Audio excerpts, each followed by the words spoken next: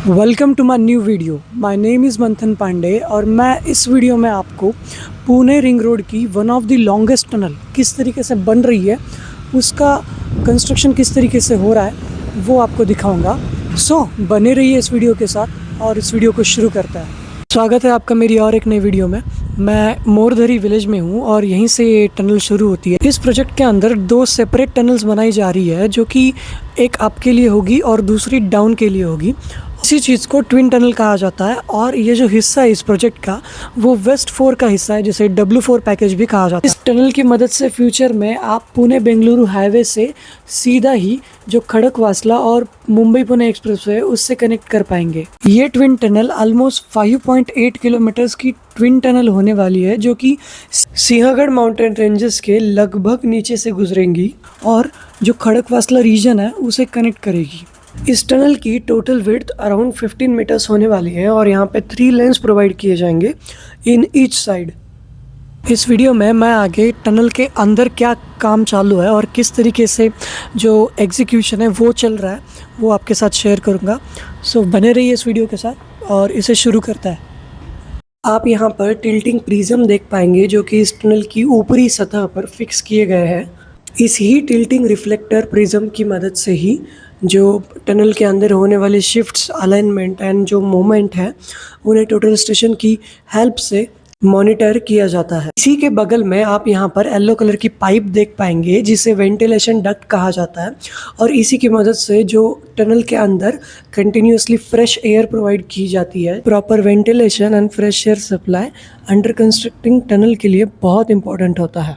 जब अंदर rock cutting होती है तो बहुत सारी हज़ार्डस गैसेस क्रिएट हो जाती है और उन्हीं की वजह से ऑक्सीजन लेवल भी ड्रॉप हो जाता है और इन्हीं सब कारणों की वजह से टनल कंस्ट्रक्शन बहुत डिफ़िकल्ट बन जाता है। आप यहाँ पर सामने टनल को अंदर से देख पाएंगे। टनल कंस्ट्रक्शन में बहुत ज़्यादा सेफ्टी का लिहाज रखना पड़ता है क्योंकि ये बिल्कुल भी ईजी नहीं होता कि ज़मीन के इतने अंदर कंस्ट्रक्शन करना, क्योंकि ये बहुत ज़्यादा चैलेंजिंग बन जाता है। जो वर्कर्स और जो ऑपरेटर है उनके लिए यहाँ पे विजिबिलिटी काफ़ी कम होती है लाइट ना होने के कारण।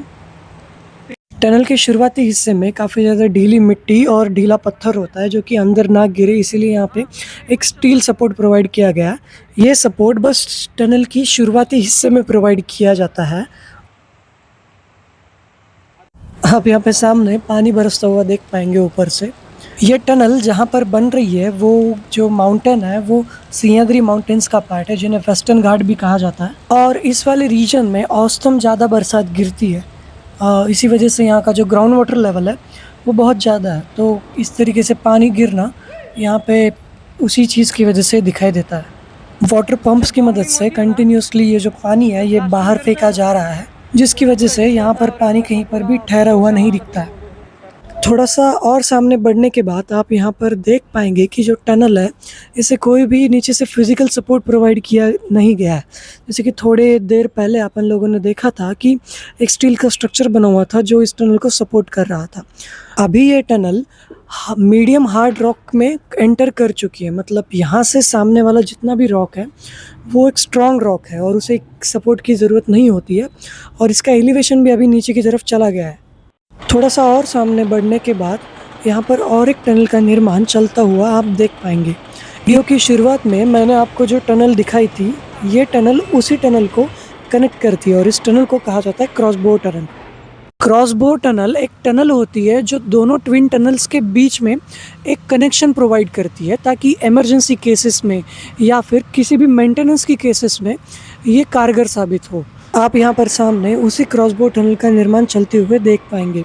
तकरीबन जहाँ से ये टनल शुरू हुई है उसके 300 मीटर बाद ये क्रॉसबो टनल यहाँ पे निर्माण हो रही है। देखा जाए तो सारी की सारी जो ट्विन टनल्स होती है इनमें मस्ट होता है कि वो एक स्पेसिफिक डिस्टेंस में क्रॉसबो टनल प्रोवाइड करे और यहाँ पर भी इस प्रोजेक्ट में भी स्पेसिफिक डिस्टेंस में क्रॉसबो टनल प्रोवाइड की जाएंगी। यहाँ पर आप सामने इस एक्सकेवेटर काम करता हुआ देख पाएंगे और इसी के जस्ट पीछे मतलब सामने की तरफ जो एक्चुअल टनल का जो ब्रेकिंग है वो चालू है। मैं वीडियो में आगे आपको वो जो सामने कटिंग चल रही है वो आपको बताऊंगा। यहाँ पर जो ये एक्सकेवेटर काम कर रहा है वहाँ पे नीचे एक पाइपलाइन बिछाई जा रही है जिसकी मदद से यहाँ पर जितना भी पानी इकट्ठा हो रहा है, ये पत्थरों के बीच में से जो पानी गिर रहा है, जो मैंने वीडियो की शुरुआत में बताया था, उसको यहाँ से पंप करके यहाँ से बाहर फेंकने का जो पाइपलाइन नेटवर्क है वो यहाँ पे कंस्ट्रक्ट हो रहा है। अभी मैं इस टनल में जहाँ पे एक्चुअल में जो ड्रिलिंग का काम और जो टनलिंग का काम चालू है उस जगह पर आ चुका हूँ और आप ये देख पाएंगे टनल की सतह में यहाँ पे drilling machine, jumbo drilling machine के द्वारा होल्स क्रिएट किए जा रहे हैं जिनमें एक्सप्लोजिव फिक्स किए जाएंगे और ब्लास्टिंग करके यहाँ पे जो पत्थर है उन्हें यहाँ से कट करके तोड़ के यहाँ से बाहर निकाला जाएगा। और इसी टनलिंग मेथड को न्यू ऑस्ट्रेलियन टनलिंग मेथड कहा जाता है। Hats off to the all engineers and workers जो यहाँ पे काम कर रहे हैं, ये सच में बहुत मुश्किल काम है। यहाँ पर आप सामने देख पाएंगे कि ये कितना ज़्यादा रिस्की काम है। इन मशीन्स का बहुत ज़्यादा ज़ोर से आवाज़ क्रिएट होता है क्योंकि यहाँ पे सारा का सारा जो साउंड है वो इको होता है, तो आप यहाँ पे सुन पाएंगे कि कितना ज़्यादा लाउड साउंड सुनाई देता है। बराबर है, बहुत सेफ्टी लगती है। इस वाले ट्विन टनल पे दोनों ही साइड से साइमल्टेनियसली काम चालू है और एक साइड मतलब जो खड़कवासला वाला साइड है उस साइड से कंपनी काम कर रही है नवयुगा कंस्ट्रक्शन लिमिटेड, और मैं जिस तरफ से इस वीडियो को शूट कर रहा हूँ उस तरफ कंपनी काम कर रही है आरवीआर कंस्ट्रक्शन लिमिटेड। और कहीं पे तो मिडल में ये दोनों जो काम चल रहा है वो एक दूसरे को इंटरेक्ट करेंगे और ये टनल का प्रोजेक्ट पूरी तरीके से कंप्लीट हो जाएगा। जब टनल कंस्ट्रक्शन चलता है तो उसी के पैरेलली जो फ्रेश वाटर की लाइन है वो भी प्रोवाइड की जाती है, इलेक्ट्रिकल लाइन भी प्रोवाइड की जाती है और कंटिन्यूसली जो लाइट्स होती है उन्हें भी प्रोवाइड किया जाता है ताकि टनल्स के अंदर किसी भी तरीके का अंधेरा ना हो। अभी की मॉडर्न टनल्स में तो वाईफाई भी प्रोवाइड किया जाता है क्योंकि अंदर नेटवर्क का इशू होता है। इन सब के बावजूद भी टनलिंग एक काफ़ी सीरियस जॉब है जिसमें बहुत ज़्यादा फोकस और ध्यान दे के काम करना पड़ता है क्योंकि नेचर हर वक्त फॉरगिव नहीं करता उसके साथ छेड़छाड़ी करने के बाद। यहाँ पर वेंटिलेशन डक्ट से जो फ्रेश एयर है वो बाहर से अंदर की तरफ लाया जा रहा है। यहाँ पर सेफ्टी के लिए जितनी भी रिक्वायर्ड चीज़ें होती है वो प्रोवाइड की गई है, विच इज़ मस्ट, ये होना ही चाहिए। और मैं थैंकफुल हूँ यहाँ के लोगों का जिन्होंने मुझे अपॉर्चुनिटी दी कि मैं आपको और मुझे ये प्यारी चीज़ दिखा सकूँ। ये जो इक्विपमेंट आप आपके सामने देख पा रहे हो ये इक्विपमेंट वही इक्विपमेंट है जो टनल में ड्रिलिंग का काम कर रहा था। इस इक्विपमेंट का नाम है जंबो ड्रिलिंग मशीन। ये इक्विपमेंट जो है ये पर्टिकुलरली इलेक्ट्रिसिटी से पावर्ड होता है क्योंकि अंदर किसी भी तरीके का CO2 अगर प्रोड्यूस हो जाता है तो वो सफोकेशन क्रिएट करता है। सो इस वजह से ये जो इक्विपमेंट है ये ड्रिल करता है वो जो सरफेस है उसके अंदर, और उन्हीं होल्स के अंदर जो एक्सप्लोजिव है उन्हें फिक्स किया जाता है और इवेंचुअली उन्हें ब्लास्ट करके वहाँ से जो रॉक कटिंग है वो बाहर निकल जाती है और ये पीछे केबल जहाँ से इसे पावर दी जाती है। ये जो आप सामने मशीन देख पा रहे हो ये शॉर्टक्रीट पंप की मशीन है, मतलब जिसे CIFA स्प्लिट सिस्टम भी कहा जाता है। ये जो आप सामने सरफेस देख पा रहे हो ये इसी मशीन के द्वारा बनाया गया है। इस मशीन के द्वारा रॉक के ऊपर कंक्रीट स्प्रे किया जाता है जिसकी मदद से जो टनल की सतह है वो मजबूत हो जाती है। ये जो आप सामने हेवी लोडर देख पा रहे हो ये टनल के अंदर का जो पत्थर है उसे ट्रक के अंदर लोड करने में इस्तेमाल होता है।